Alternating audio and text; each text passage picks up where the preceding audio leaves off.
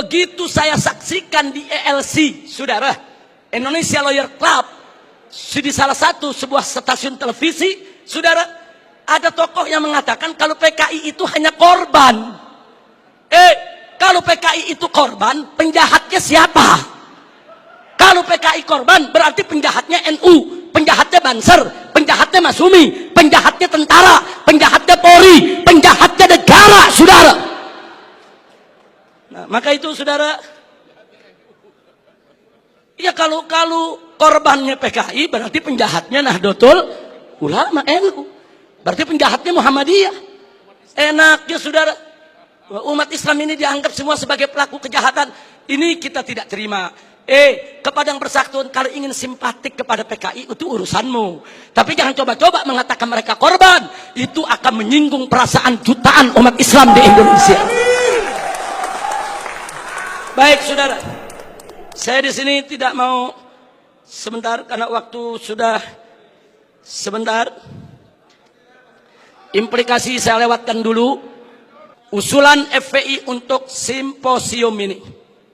Ayo kita kembali kepada Pancasila dan Undang-Undang Dasar 1945 yang asli, yang dijiwai Piagam Jakarta sebagaimana amanat Dekret Presiden 5 Juli tahun 1959. Takbir, merdeka.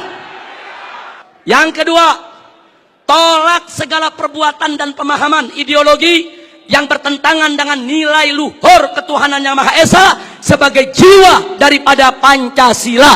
Apapun ideologi, pemahaman dan perbuatan yang bertentangan dengan nilai luhur ketuhanan yang Maha Esa harus kita tolak, saudara.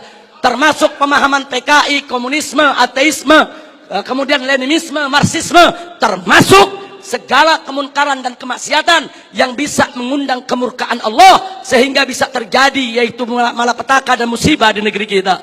Yang ketiga, tegakkan dan laksanakan TAP MPRS nomor 25 tahun 66, Undang-Undang nomor 27 tahun 99, TAP MPRI nomor 1 tahun 2003, dan KUHP pasal 107A sampai E. Karena itu kita suruhkan TNI dan Polri jangan pernah ragu. Anda semua punya payung hukum untuk menindak, menutup, membubarkan setiap kegiatan PKI di seluruh wilayah NKRI ini, saudara.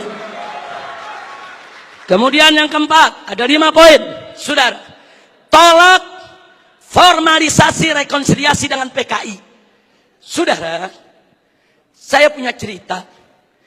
Di tahun yang lalu, 16 Agustus tahun 2015, kami Ormas Islam itu melakukan long march yang diikuti oleh ratusan ribu umat Islam dari Senayan, Sudirman, Tamrin sampai ke Istana. Kenapa kami gelar itu parade tauhid, saudara, dengan ratusan ribu umat Islam? Karena kami dengar dari sumber yang sangat terpercaya bahwa Presiden, saudara, berencana untuk memasukkan, saudara, item permohonan maaf kepada PKI di dalam pidato kenegaraannya. Kita melakukan demo-demo kecil dan puncaknya yaitu tanggal 16 Agustus 2015, saudara. Nah, lalu apa, saudara? Di situ umat Islam sepakat kalau Presiden Jokowi tetap ngotot meminta maaf kepada PKI atas nama negara, kami akan serukan umat Islam, saudara, dan seluruh bangsa Indonesia dari Sabang sampai Merauke, kita turun ke jalan lengserkan siapapun presiden yang membela PKI, saudara. Takbir, merdeka. Nah, kenapa kami tolak formalisasi rekonsiliasi dengan PKI? Karena akan membuka luka lama sejarah dan bisa membuka pintu fitnah yang berbahaya. Yang ingin saya berbagi cerita, saya diundang oleh Menko Polhukam di rumahnya. Kami diajak dialog soal PKI.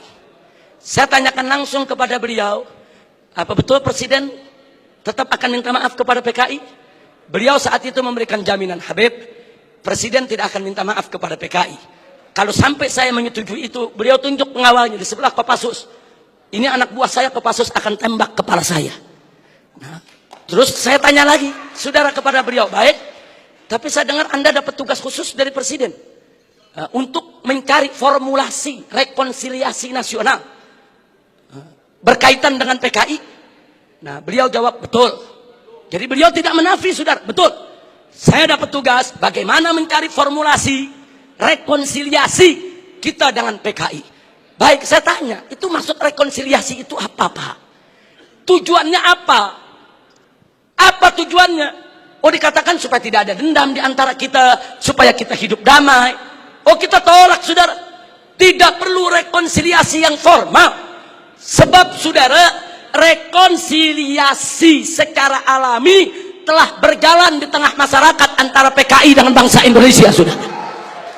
Artinya hari ini seluruh kader-kader PKI, keturunan PKI sudah mendapatkan hak sosialnya, hak sipilnya, hak budayanya, hak politiknya, hak ekonominya. Mereka minta apa lagi?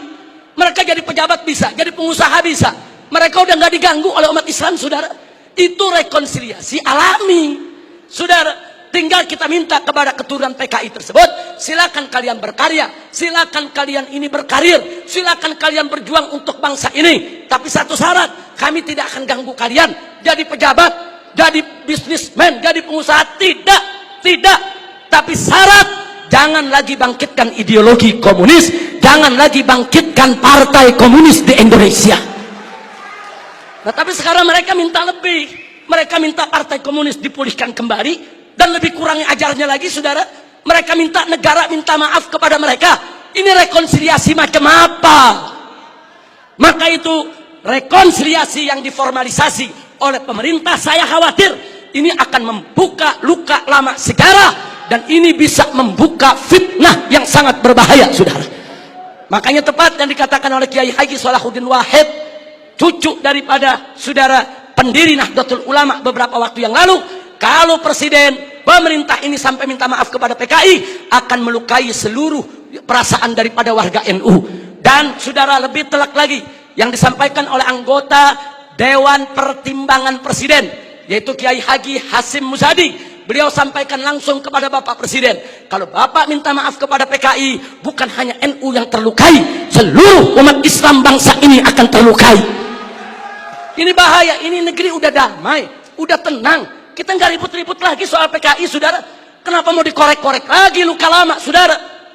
Nah, karena itu, saudara, kalau ada usulan bongkar itu kuburan massal yang isinya PKI, apa seluruh kuburan mau dibongkar? Kuburan kiai-kiai, santri-santri, saudara, umat Islam yang mereka sembelih, apa semua mau dibongkar? Apa semua juga mau dibangkitkan kembali, yaitu luka lama yang sudah ada? Ini pertimbangan tidak rasional, saudara. Karena itu kami dari FPI menolak formalisasi rekonsiliasi dengan alasan apapun, saudara. Tapi kami menerima kader-kader keturunan PKI saat ini dikembalikan hak sosialnya, hak ekonominya, hak politiknya, saudara. Kita terima, mereka bangsa kita, mereka saudara kita. Silakan hidup bersaudara berdampingan dengan kita, dan mereka harus tunduk kepada Pancasila. Jangan lagi menghidupkan daripada komunisme. Sebagai penutup yang kelima, saudara, saya ajak semua yang ada di sini untuk menyerukan jihad konstitusional secara nasional melawan semua gerakan komunis dan neolib untuk selamatkan keutuhan negara kesatuan Republik Indonesia, saudara. Takbir, Allahu Akbar, merdeka. Itu saja yang bisa saya sampaikan. Hadirin Allah wa iyyakum ila siratal mustaqim. Wassalamualaikum warahmatullahi wabarakatuh.